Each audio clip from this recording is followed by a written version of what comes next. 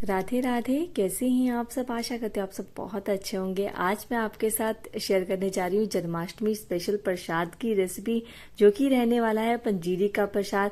वैसे तो जन्माष्टमी पे हर कोई अपने तरीके से बहुत सारी चीजें बनाता है, बहुत तरह के पकवान, बहुत तरह की मिठाइयाँ, बहुत तरह के प्रसाद बनते हैं।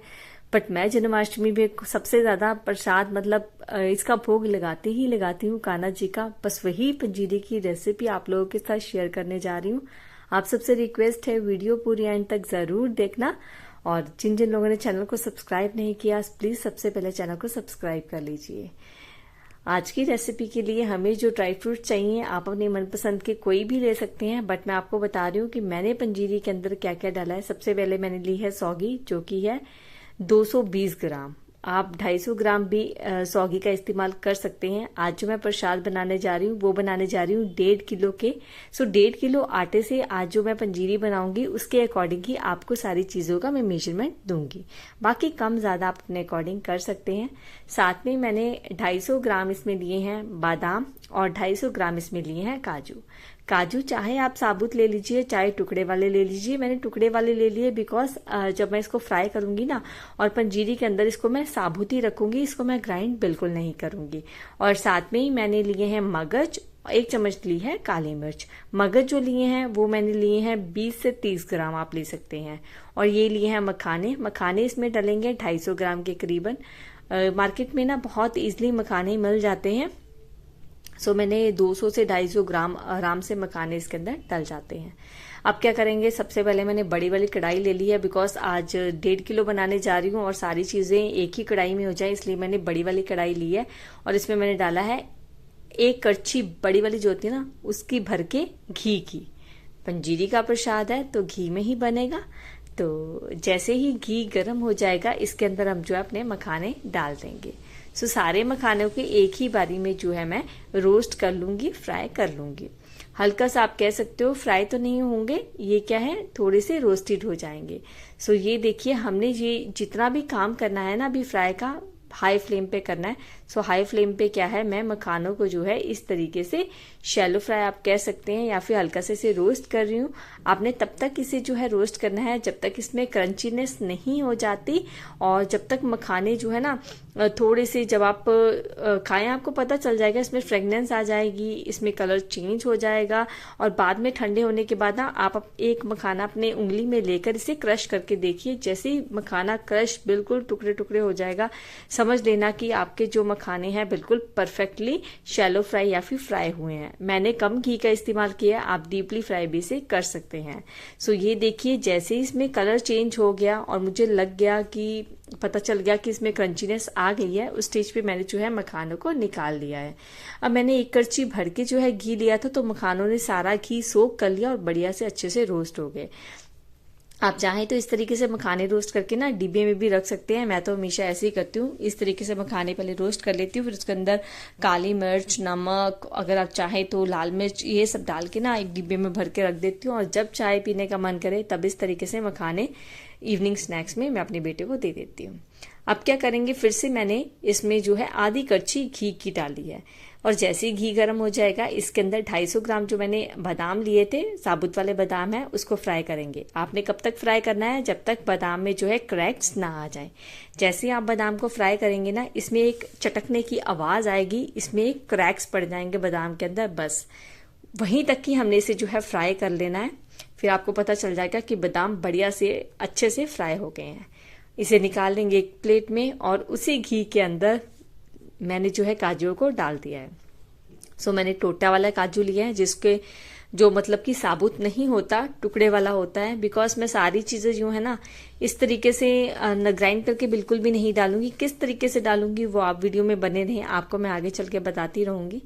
अब ये देखिए काजू जो है बहुत जल्दी फ्राई हो जाते हैं, तो इसको डाला और 1 मिनट के बाद ही इसको निकाल लिया। देखिए साथ के साथ ही इसका कलर चेंज हो गया।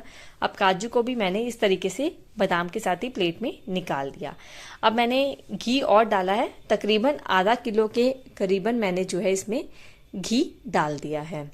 अब 1.5 किलो आटा है, पंजीरी बनाने जा रहे हैं तो सारी चीज़ें मिला के, जिसमें कि मैंने बादाम, काजू, मखाने, इन सब चीज़ों को फ्राई भी किया है और अब मैं आटे को भी भूनूंगी। आप चाहे तो पहले सिंपली आटे को भून सकते हैं बिना घी के, बट मैंने सारी चीज़ें पहले ही फ्राई कर ली थी, तो इसलिए घी पड़ा था तो मुझे लगा कि मैं घी डाल के ही अब जो है आटा इसके अंदर डालूं और फिर अच्छे से भूनूं।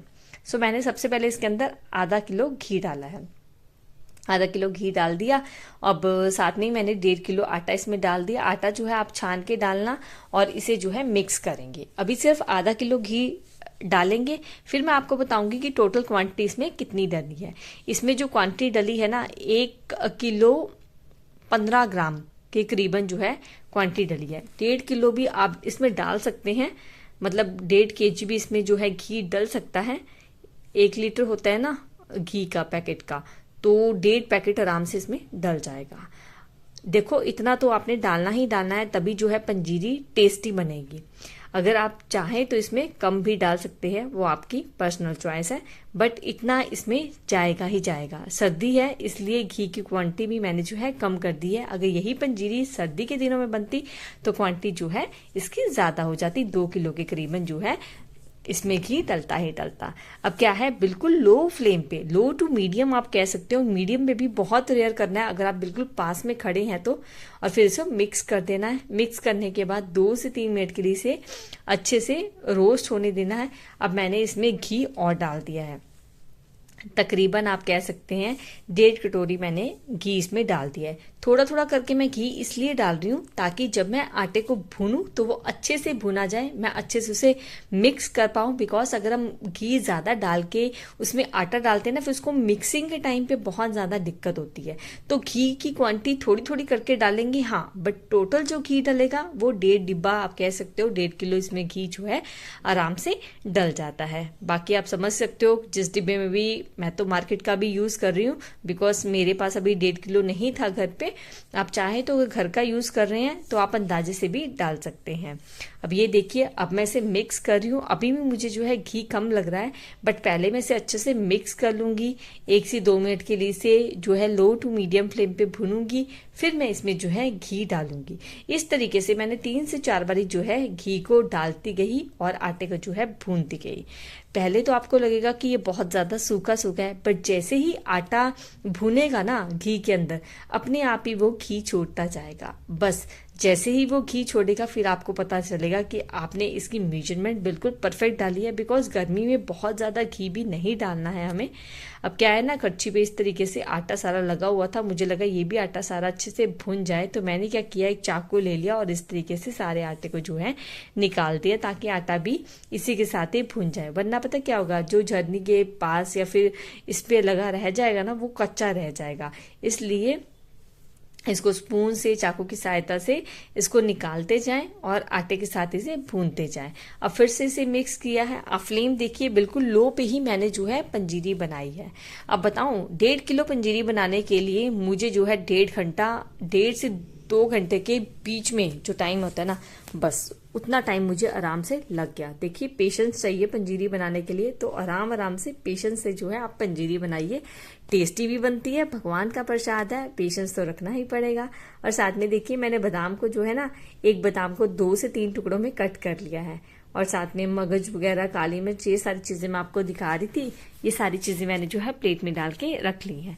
अब ये देखिए, लो फ्लेम पे जो है आटा घी के अंदर भुना जा रहा है और आप देख रहे हैं कि इसका कलर जो है चेंज भी होता जा रहा है। अब मैंने क्या किया, करछी की सहायता से इस तरीके से पूरी कढ़ाई पे से जो है फैला दिया है, ताकि क्या है ना, अच्छे से आटा हर तरफ से, हर कोने से जो है भुनता जाए। ऐसा ना हो कि कहीं से भुन गया और कहीं से ये कच्चा रह गया। तो इसे अच्छे तरीके से हम जो है भुनेंगे।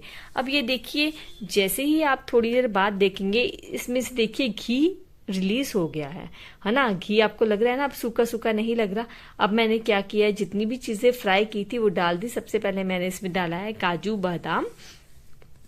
अब इसे डाल के अच्छे से मिक्स कर लेंगे।